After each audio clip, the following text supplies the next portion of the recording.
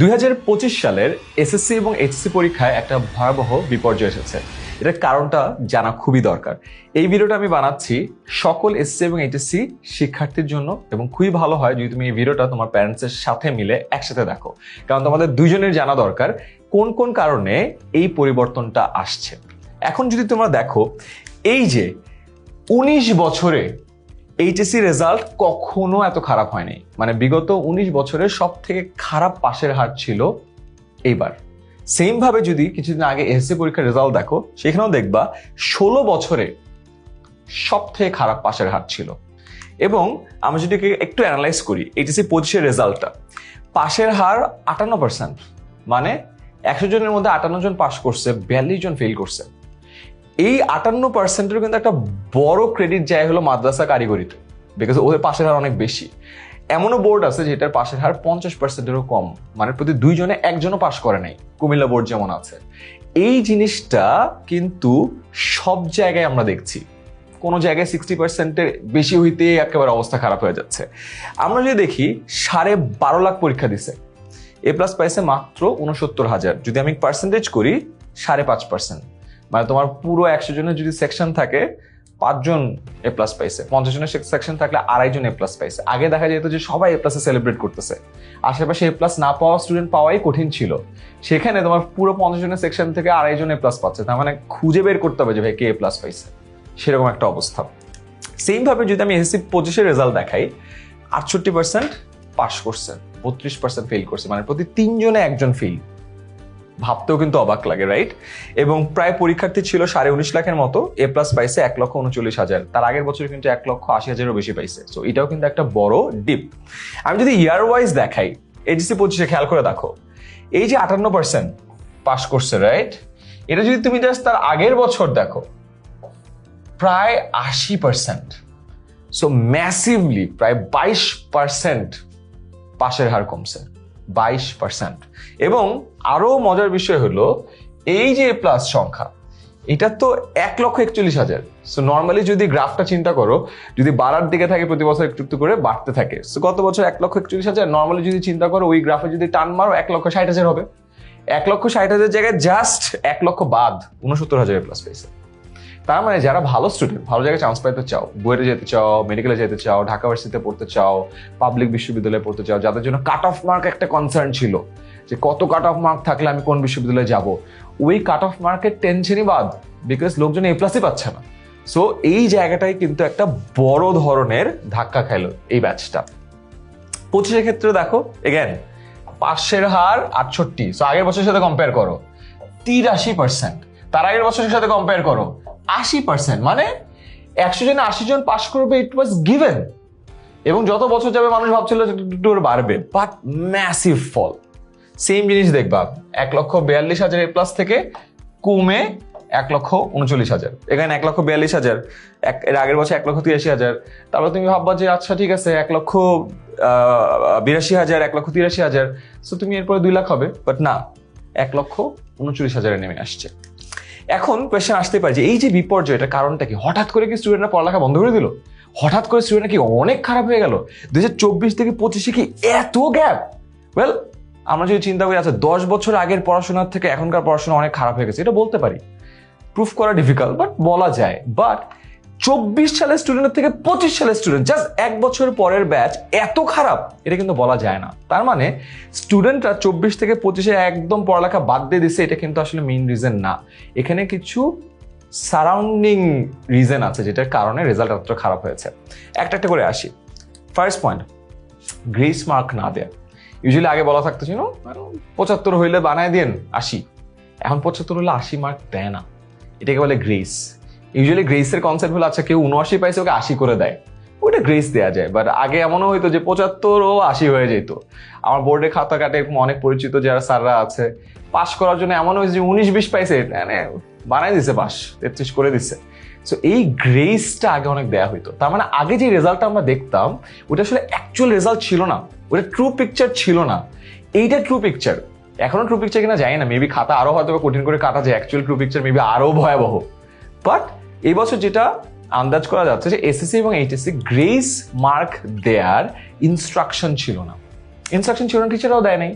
আর একবার যেহেতু এই প্রসেস শুরু হয়ে গেছে, এসএসসি 25 আমরা এটা দেখছি, এইচএসসি 25-এও দেখছি, তার মানে 26 সাল 27 সালের এসএসসি এবং এইচএসসি পরীক্ষাও সেম জিনিসই হওয়ার কথা। মানে তোমাদেরকে ক্ষতি করতেছে তা না, মানে তুমি 83 পাইছো তোমার 80 করে দিবে তা না, বাট তুমি 78 পাইলে মেবি তোমাকে 80 করবে না। অ্যান্ড গ্রেস মার্ক না দেওয়ার ইনস্ট্রাকশনের কারণে কিন্তু অনেক বাচ্চা এ প্লাস মিস করছে। So that's one. সেকেন্ড, প্রশ্নের প্যাটার্ন কঠিন হওয়া। আগে একেবারে নিশ্চিন্তে চোখ বন্ধ করে টিচাররা বলে দিতে পারতো এরপরে এইটাই হবে, এইটা কমন না আসলে আমার নাম পরিবর্তন করে দিব। তার কারণ হলো একটা প্যাটার্ন ফলো করে। তুমি যদি বিগত 10 বছরের প্রশ্ন দেখো, তুমিও তোমার প্যাটার্ন বুঝে যাবা। তোমার বোর্ডের লাস্ট 10 ইয়ার্সের কোয়েশ্চেন আনো, দেখো, পড়ো, তুমি প্রেডিক্ট করতে পারবা যে আগামী বছর কোন কোয়েশ্চেন আসবে। এআই এর যুগ আরো সহজ, তুমি 10 বছরের প্রশ্ন এআই কে দাও, তুমি বলো এই বছরের প্রশ্ন প্রেডিক্ট করো, করে দেবে। It's very simple. বাট এই বছরের প্রশ্নপত্রে স্পেসিফিক্যালি কিছু কিছু বোর্ডে পুরো প্যাটার্ন বদলাই গেছে। প্যাটার্ন বদলানোর কারণে যেই সব স্টুডেন্ট অনেক সাজেশন নির্ভর ছিল, দেখো সবাই সাজেশন নির্ভর, কম আর বেশি। যারা ভালো স্টুডেন্ট তারা সাজেশনও পড়ে লাস্ট মোমেন্টে রিভিশনের ক্ষেত্রে, বা ও পুরোটা জানে। আর যারা আছে যে খুব একটা পড়ে না, ওরা কিন্তু খালি সাজেশনই পড়ে আর কিছু পড়ে না। তো যারা শুধু সাজেশন পড়ে আর কিছু পড়ে না, ওরা পড়ছে ম্যাসিভ বিপদে, কোয়েশ্চেনই কমন আসে নাই, ঝামেলা। সো এইখানে যায় একটা ম্যাসিভ প্রবলেম। সো যারা সাজেশন খালি পড়ার নিয়তে আসো, তারা কিন্তু বিশাল একটা রিস্ক নিয়ে এক্সাম হলে ঢুকবা। বিকজ এখন প্রশ্নের প্যাটার্নেও চেঞ্জ আসতেছে, আগের মতো একদম গদ বাঁধা কোয়েশ্চেন করতেছে না, কোয়েশ্চেন ডিফিকাল্টি লেভেলও একটু বাড়তেছে। So that's the second reason. Third, basic clear না থাকা। দেখো, এটা একটা বড় সমস্যা। আমাদের জামানায় কিন্তু অনলাইন ছিল না, ওয়ান শট ছিল না, লাইভ ক্লাস ছিল না। এটার ফলে যেটা হয়েছে, লাস্ট মোমেন্টে কেউ এসে আমার বাঁচাই নিবে এইটার আশা আসলে আমরা কেউ করি নাই। বাট এখন কিন্তু একটা আশা থাকে, যেন একটা ওয়ান শট ক্লাস হবে, একটা পুরো দেখে ফেলবো, একটা ফাইনাল রিভিশন লাইভ হবে, আমরা দেখে ফেলবো। এইটার কারণে অনেকে শেষ মুহূর্তের আশায় থেকে শুরুর দিকে কখনো ফাউন্ডেশনটাই গঠন করে না, বেসিকটাই ক্লিয়ার করে না। অ্যান্ড চিন্তা করে দেখো, এসসি পরীক্ষা 2.5 বছরের প্রিপারেশন, 2.5 বছর কিছু করো নাই, পরীক্ষার আগের দিন একদিন এক রাত পরে ফাটায় ফেলবা, এত জিনিয়াস। কেউ কল্পনাও করে নাই কখনো যে আচ্ছা এক রাতে যে জিনিসটা পড়ানো যায় ওটার জন্য 2.5 বছর সময় দেওয়া দরকার না। এ তো হইতে পারে না, রাইট? তোমাকে 2.5 বছর সময় দিচ্ছে, মানে একটা বাচ্চা ওইটুকু প্রিপারেশন ভালো করে নেওয়ার জন্য সময়টুকু দরকার, এই জন্যই দিচ্ছে। বাট আমরা এখন লাস্ট মোমেন্টের আশায় থাকি, বেসিকটা ক্লিয়ার করি না। এই প্রবলেমটা এইচএসসিতে আরো বেশি। এই কারণে দেখবা পাশের হার আরো কম, এ প্লাস আরো কম। বিকজ এইচএসসি সিলেবাসটা এত বড়, এটা বেসিক ক্লিয়ার না হলে একটার সাথে একটা কানেক্টই করা যায় না। সো এইটা আর একটা ম্যাসিভ রিজন। সো যারা এখনো ফাউন্ডেশন বাদ দিয়ে ওই লাস্ট মিনিটে একটা রিভিশন লাইভের জন্য ওয়েট করতেছো, তাদের জন্য কিন্তু এটা একটা মহা বিপদ। এখন কোয়েশ্চেন, যে এসসি এবং এইচএসসি পরীক্ষার্থী যারা আসো, যারা শিক্ষার্থী আসো, পরীক্ষা বাদ দাও, পরীক্ষা আগের বছর, এখন 1 বছর সময় আছে, এখন তোমরা কি করবা? তোমাদের জন্য এই সময়টা কিন্তু খুব ইম্পর্টেন্ট। তোমাদের জন্য এইটা জানা দরকার যে পরিবর্তনটা কেন হইলো। খেয়াল করে দেখো, যেটা ফার্স্টে বলছিলাম, 24 থেকে 25 স্টুডেন্ট ম্যাসিভলি খারাপ হয়ে গেছে তা না, গ্রেস মার্ক দেয় নাই, কোয়েশ্চেনের প্যাটার্ন চেঞ্জ হয়েছে, তোমাদের ফাউন্ডেশন বা বেসিক ক্লিয়ার ছিল না, এগুলো হলো রিজন। তাহলে কি করতে পারি? সোজা কথা, বেসিক ক্লিয়ার করতে হবে, ফাউন্ডেশন ঠিক করতে হবে, লাস্ট মুহূর্তের আশায় বসে থাকা যাবে না। 2, তুমি কখনো রিভিশন দেওয়ার পরে পরীক্ষা যদি দাও, তাহলে জীবনে তো প্র্যাকটিস করতে পারলা না, অঙ্কটা একবার করে দেখতে পারলা না। তোমাকে অঙ্কটা করে দেখার জন্য, প্র্যাকটিস করার জন্য আগের থেকে প্রিপারেশনটা নিতে হবে। এখন কিন্তু আমরা এমসিকিউ ক্লাস করে, এমসিকিউ সলভ ক্লাস করি, এমসিকিউটাও সলভ করে ফেলি। বাট ওইটা একটু বইয়ের পৃষ্ঠায় পড়তে হবে। খুব ইজি লাগে না যে একটা লাইভ ক্লাস করলাম, আচ্ছা আমি এমসিকিউ ক্লিয়ার হয়ে গেল। বাট একটা লাইভ ক্লাসে এমসিকিউ কিন্তু যে সারফেস লেভেলটা তোমাকে ক্লিয়ার করে, জাস্ট অ্যান্সারটা বলে দেয়, অ্যান্সারের রিজনটা বলে দেয়। বাট এটা কোত্থেকে আসলো, কিভাবে আসলো, কেন আসলো, এটা কখনো তুমি জানলা না। এবং এই ফাউন্ডেশনটা কিন্তু একবার না একবার ধরা খাবা। এসএসসিতে ধরা না খাইলে এইচএসসিতে ধরা খাবা, এইচএসসিতে ধরা না খাইলে অ্যাডমিশনে ধরা খাবা। ধরা তোমাকে খাইতেই হবে। অ্যান্ড দেখো, আলটিমেট গোল কিন্তু অ্যাডমিশন। এসএসসিতে যদি তুমি গোল্ডেন এ প্লাস পাইছো, এইচএসসিতেও গোল্ডেন এ প্লাস পাইছো, অ্যাডমিশন যে কোথাও চান্স পাও নাই, কেউ তোমার গোল্ডেন এ প্লাসটার ভ্যালু করবে না। অপোজিট, এসএসসিতে এ প্লাস পাইছো, গোল্ডেন মিস করছো, এইচএসসিতে দরকার গোল্ডেন পাইলা না, তাও ভালো জায়গায় চান্স পাইছো, মানুষজন ভুলে যাবে তোমার এসএসসি আর এইচএসসি রেজাল্ট কি ছিল। আমার এসএসসি এইচএসসি রেজাল্ট কেউ মনেও করে না, জীবনে জানতেও চায় না, অ্যাট বেস্ট জানতে চাই যে কোথায় পড়ছি। So it's very important. দ্বিতীয়ত, দেখো, সময় যেটা হাতে আসে, এই সময়টাকে প্রপারলি স্ট্রাকচার করো, অ্যান্ড প্রপারলি স্ট্রাকচার করে যেইখানে যেই সাবজেক্টে প্রবলেম আছে ওই সাবজেক্টে প্রপারলি সময় দাও, পরীক্ষা বেশি করে দাও। আজকালকার বাচ্চারা পরীক্ষা অনেক কম দেয়, এবং আমরা দেখি, আমরা যেহেতু লাইভ ক্লাস নেই, অনলাইনে ক্লাস নেই, রেকর্ডের ক্লাস নেই, যতজন প্রিপারেশন নিচ্ছে ঠিক ততজন পরীক্ষা দেয় না। কারণ অনলাইনে পরীক্ষা স্কিপ করতে ইজিয়ার, অফলাইন তো সবাইকে নিতে হয়, দেখতে হয় অ্যাটেন্ডেন্স আছে। এখানে 100 জন যদি শিক্ষার্থী থাকে, দেখা যায় যে 40 জন পরীক্ষা দেয়, 60 জন পরীক্ষা দিচ্ছে না। পরীক্ষা যদি তুমি নাই দাও, তুমি ধাক্কাটাও খাবা না। ধাক্কা না খেলে তুমি বুঝবো না তোমার কোথায় প্রবলেমটা আছে। সো প্লিজ প্লিজ প্লিজ বেশি করে পরীক্ষা দাও, অনলাইনে পরীক্ষা দাও, অফলাইনে পরীক্ষা দাও, নিজে বই দেখে পরীক্ষা দাও, দাগাও, দেখো ঠিকঠাক আছে কিনা। এমসিকিউ পরীক্ষা তো নিজেও দেওয়া যায়, কে বলছে খালি অন্য জায়গায় যাই দিতে হবে? নিজেও দেওয়া যায় না? চোখ বন্ধ করে অ্যান্সার দিয়ে পরে উত্তরমালা মিলায় করো। It's very important.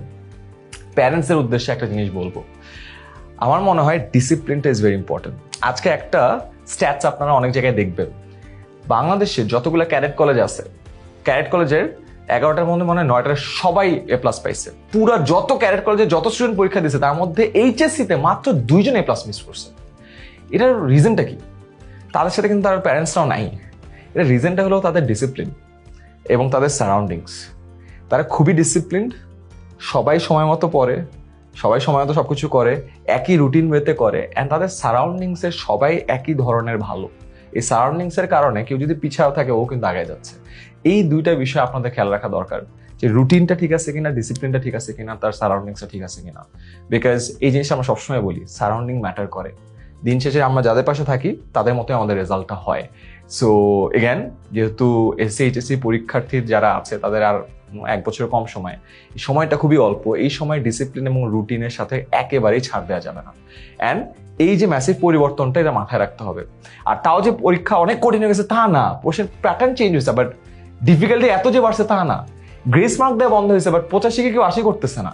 তার মানে কেউ আমাদের এগেনস্টে কাজ করতেছে না। ইটস জাস্ট দ্যাট আগে যত সহজ হয়ে গেছিল জিনিসটা, এখন অতটা সহজ না। এখন জিনিসটাকে আর্ন করতে হবে। আর্ন করাটা একটু কষ্ট, সেই কষ্টটা করতে হবে।